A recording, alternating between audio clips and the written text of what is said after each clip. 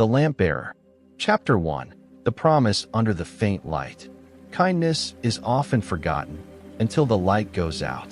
That was the saying Min often told himself whenever he looked up at the small string of lights hanging in front of his damp rented room. The room was at the end of the narrow green alley, an old, shabby neighborhood tucked away in the shadow of modern high-rise buildings. Here, life moved slowly, thick with the smell of mold, greasy food, and the heavy burdens of earning a living. Min, in his early 30s, had a weary look, but his eyes always shone with a rare gentleness. He was a skilled mechanic, but now only took on odd jobs, repairing household appliances for his neighbors. He lived alone, without family or ties, and it seemed no one in the alley truly noticed his existence, unless they needed something. Summer in Green Alley was always scorching, and that night was no exception. Min was sitting, mending an old bicycle for Mr. Ba, the lottery ticket seller. Mr. Ba, a quick-tempered and often grumpy man, had promised a 20,000 fee, yet his hand kept swatting away mosquitoes. "It's done, Mr. Ba," Min gently lifted the wheel back on. "Give it a test ride." Mr. Ba took a drag from his pipe, placing his foot on the pedal. The bicycle rolled smoothly. Mr. Ba nodded, pulling out a crumpled 50,000 note. "Keep the whole thing, you fixed it too fast. Here's 10,000 for the iced water." Min smiled, accepting the 30,000, but he knew exactly what had happened. The 20,000 fee was forgotten before Mr. Ba even left the door. The 10,000 for iced water was just Mr. Ba not wanting the hassle of giving back small change. "Thank you, sir," Min said, his voice without a hint of complaint. Mr. Ba disappeared, and the kindness Min had just given melted into the hot air. Not far away, under the old banyan tree, little Na was sitting hunched over. Na was about 8 years old, her black bobbed hair nearly covering her face. She always carried a worn-out sketchbook and a box of old colored pencils. Na was quiet, her big black eyes always fixated on a single spot. The spot Na watched was Min and his string of lights. The lights weren't the kind of lavish decorations. It was an old string of yellow twinkle lights, with a few bulbs burnt out, but Min always carefully replaced them, keeping them alight with a warm glow in the rundown night of the alley. The light wasn't bright enough to clearly illuminate faces, but it was enough to dispel the feeling of absolute loneliness. That day, Ms. Mai, the owner of the convenience store at the alley entrance, rushed over, her face pale. "Min, I need a favor." Ms. Mai needed to rush to the hospital because her mother had suddenly fallen ill. She had locked the store, but wasn't comfortable leaving her belongings unattended all night. "Can you keep an eye on the place for a bit? I'll be right back." Ms. Mai spoke without waiting for Min's consent. Min was hastily eating a bowl of instant noodles. He put down his chopsticks. "Yes, you go ahead. I'll watch it." Ms. Mai breathed a sigh of relief, rushing off, only managing to say, "Thank you so much."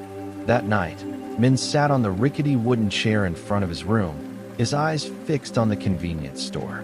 He didn't sleep, though he needed rest after a day of work. Around 2 in the morning, Ms. Mai returned. "Oh, Min, thank you so much. You saved me a terrible loss." Ms. Mai patted his shoulder. Min only nodded. The next morning, Ms. Mai opened her shop, selling goods as usual. She was busy counting money and haggling with customers. At noon, when Min stopped by to buy a bottle of water, Ms. Mai only gave a social smile. "Hello, Min. Did you get back safely yesterday?" Min asked. "Oh yes, everything's fine. Thanks for helping out," Ms. Mai said quickly, then turned to serve another customer. The bottle of water cost 3,000. Min gave her 5,000, and she returned 2,000. Min's kindness, once again, was valued at small change and a fleeting thank you. Little Na, from her corner by the banyan tree, drew an image of Ms. Mai smiling brightly at a customer, and Min's figure standing silently with a bottle of water in his hand. In her sketchbook, the string of lights was always the centerpiece, surrounded by blurry, faceless figures. Chapter 2. The Invisible Emotional Debts. Green Alley was a community that relied on temporary mutual aid. People were quick to lend a hand when there was a perceived benefit or in an emergency, but they had an extremely short memory for gestures that didn't bring them direct personal gain. Min was the neighborhood's lifeline. Once, he saw Mr. Bay, a frequently drunk mason, struggling with his three-wheeled cart loaded with bricks that had tipped over on a slippery slope. Without a second thought, Min immediately used all his strength to help push, sweating profusely. The bricks were safely delivered. Thanks, Min. Without you, I'd have lost a whole pile of bricks. Mr. Bay clapped Min hard on the back, nearly making him stumble. The following week, Mr. Bay borrowed $500,000 from Min to redeem his wife's house title, which he had pawned due to gambling debts. Just 1 week, Min. I swear. Min, knowing Mr. Bay would likely struggle to repay it, still handed over the money. He even cut down on his own meals that week to scrape together enough for the loan. 1 week passed, then 2, then a month. Mr. Bay started avoiding Min. When Min politely mentioned the loan, Mr. Bay yelled, "What are you talking about? Did I ever borrow money from you? You must be confusing me with someone else." Min did not argue. He just quietly walked away. The incident hurt him, but he couldn't stop. It was like a natural reflex, like how he had to breathe. And then there was the landlord. Miss Twee, the owner of the rented rooms where Min lived, was a shrewish woman, always calculating every penny. 2 years ago, her house suffered a serious electrical leak due to the old wiring system. Ms. Twee panicked and called an electrician who quoted a sky-high price. Min, with his mechanical and electrical experience, spent 3 weekends, without accepting a single coin, rewiring the entire electrical system in Ms. Twee's house. He even used his own money to buy safer circuit breakers. After the work was done, Ms. Twee hugged Min, gushing, "Min, you are truly a blessing to my family. You saved me a huge cost." Ms. Twee promised to waive Min's rent for that month. Min just smiled. He had never asked for it, but he hoped his kindness would forge a better relationship. A year later, Min fell gravely ill with a prolonged cold and couldn't work. At the end of the month, when Ms. Twee came to collect the rent, her face was cold as stone. "Min, where is this month's rent?" "Ma'am, I'm sick. I'll try to work extra to make it up next month." Ms. Twee frowned. "Sick or not, the rent must be paid on time. I have bank interest to pay, you know. But I fixed the electricity for you before." Min hesitated. Ms. Twee looked at him as if he had just made up a ridiculous story. And Min, somewhere far away, if he ever accidentally heard the story of the yellow light still being lit in the dark night, perhaps he would smile. Because, even though he didn't need to be thanked, at least, someone had chosen to keep the flame of kindness he once brought burning. Final message. Don't expect people to remember your kindness. Just let your kindness prove who you are. Chapter 6, Where Light Needs No Reward. Min hadn't gone far. He rented a small room in another neighborhood, far from the noise and memories of Green Alley. His new room was smaller, but cleaner and quieter. He found a more stable job at a large machinery repair shop. Min no longer hung the string of lights in front of his door. He kept it in a drawer, sometimes taking it out to look at it, but not turning it on.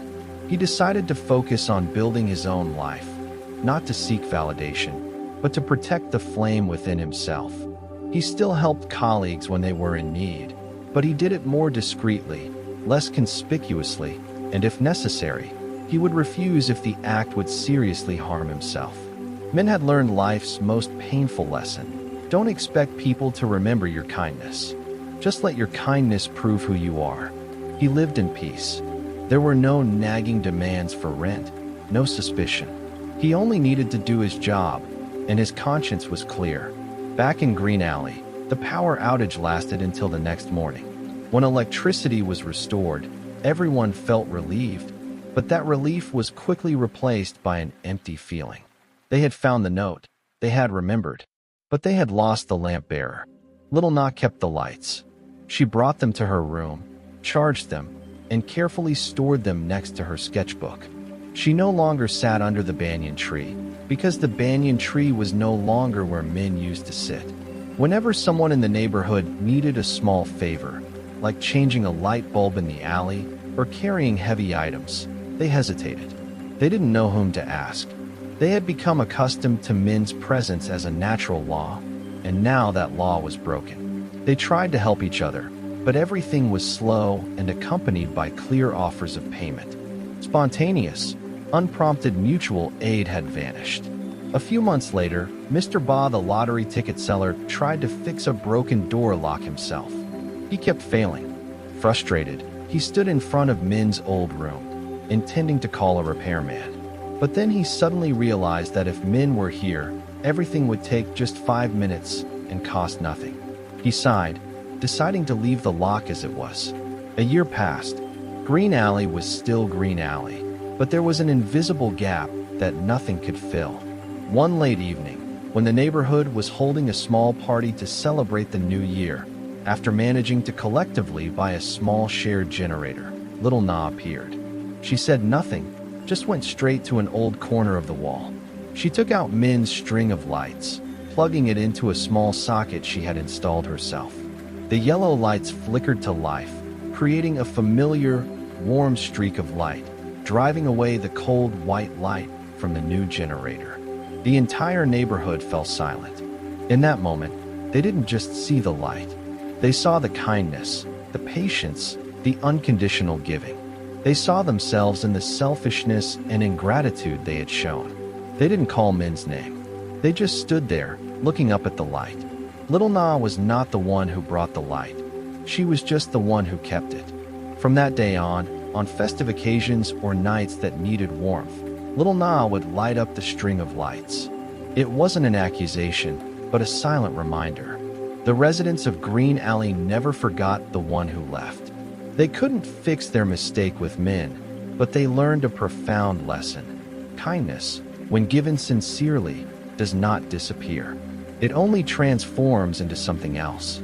It became a reflective mirror, waiting until the darkness fell and the artificial light was cut off, for their ingratitude to be most clearly illuminated. Chapter 5: The Light of Truth. Little Na stepped out of the house, the small light in her hand like a fragile lighthouse in the black ocean. All sound stopped.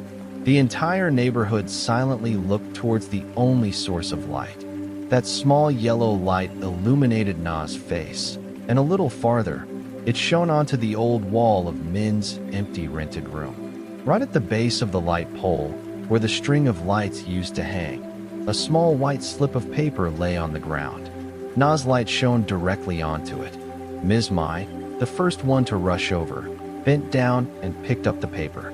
She trembled as she read the line aloud. The lamp does not need to be thanked, but it needs someone to keep it lit. Those words struck the minds of the neighborhood residents like a bolt of lightning. Ms. Tui, who had just demanded Min's rent money, suddenly froze. Her face was etched with regret as she recalled her cruel denial of the electricity repair 2 years ago.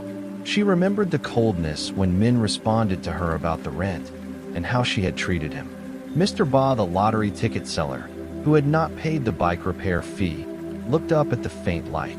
He recalled the time he borrowed money from Mr. Bay, who owed Min, and how Min had silently repaid the debt for Mr. Bay just to avoid a scene.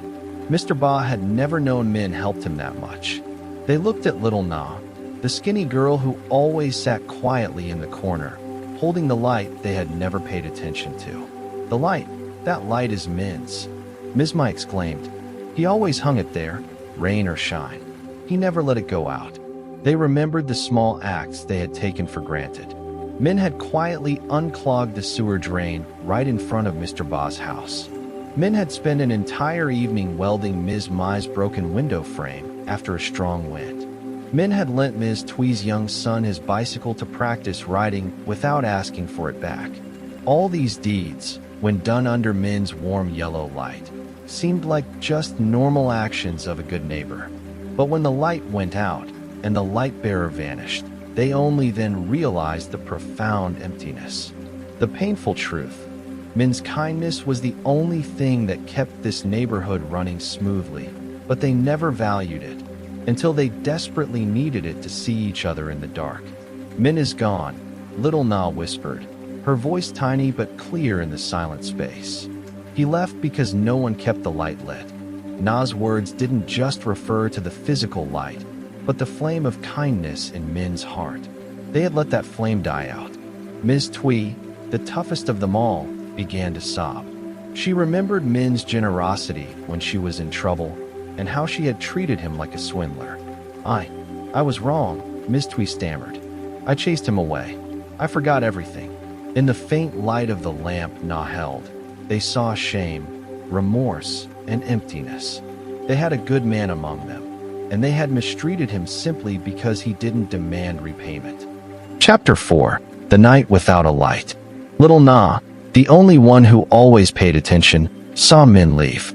She didn't see him packing, but she saw him walk away with a small bag and a different look in his eyes, a deep weariness mixed with a strange serenity.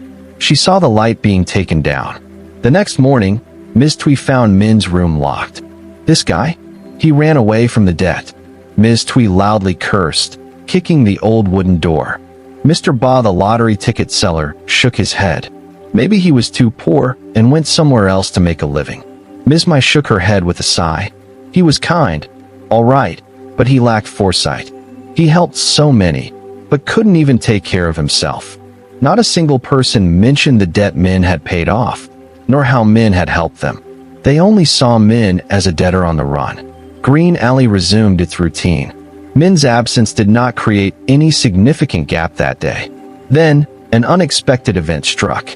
It was a sweltering July night, the sky overcast as if a big storm was coming. Around 9 in the evening, a loud explosion echoed from the substation at the head of the alley. Green Alley plunged into absolute darkness. Not only did the main power go out, but because of the old, tangled electrical system of the neighborhood, even most houses' backup flashlights didn't work reliably. The chaos began. Ms. Twee was cooking a pot of sweet soup for sale the next morning, now facing the risk of it spoiling.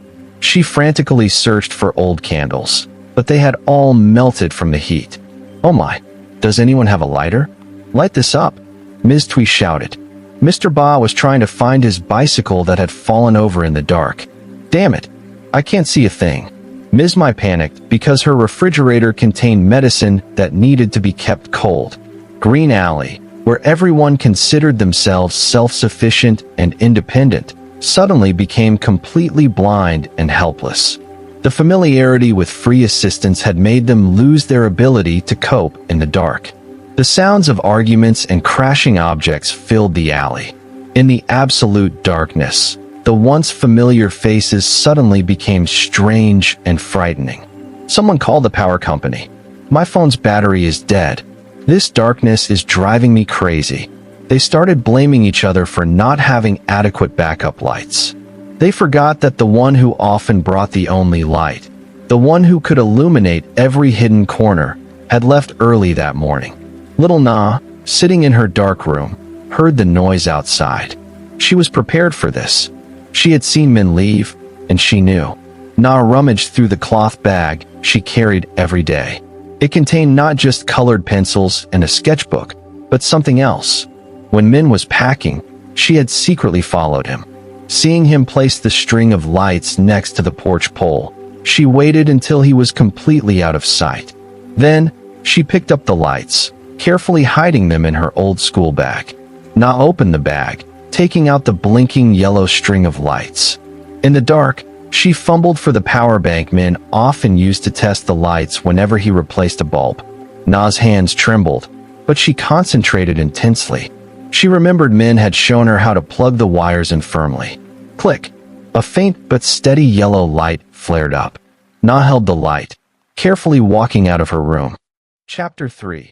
The keeper of the light. Min continued to live his life the way he always had. He did not change. He was still the first to rush over when he heard a crash, still the one to hold house keys for those who were away, and still the one who quietly repaired the dripping water valve of the house across the street without charging a fee. He did all these things not because he expected repayment, but because he couldn't live against his conscience. You do too many good deeds, Min. You'll only suffer for it. Mr. Ba, the lottery ticket seller, warned him once, seeing Min spend the entire morning helping a neighbor clear a pile of old scrap. Min only gave a sad smile. I don't do it to be remembered, Mr. Ba. I do it because if I don't, no one else will. Min's life began to stagnate. He was fired by the mechanical workshop where he worked temporary jobs for low productivity. It was actually because he often took time off to help his neighbors. Money was tight, and he had to cut expenses to the bare minimum. But the string of lights still had to be kept on. It was the only light that reminded him of a simple life principle. Even if the world is ungrateful, at least you must be the one who brings the light. One drizzly afternoon, Min received shocking news. The bike repairman at the end of the alley, an old acquaintance, had a severe accident and needed a large sum of money for surgery.